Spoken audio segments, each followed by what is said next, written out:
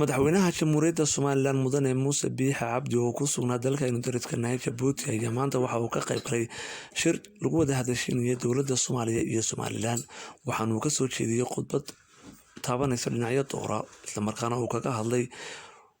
marxaladii kala duwan ee soo martay dowladda Somaliland iyo sidii ay uga gudubtay caqabadihii tirada badnaa ee soo wajahay muddadii ay ku dhawaaqday go'aanka Somaliland waana kan isagoo ka hadlaya amurtaasi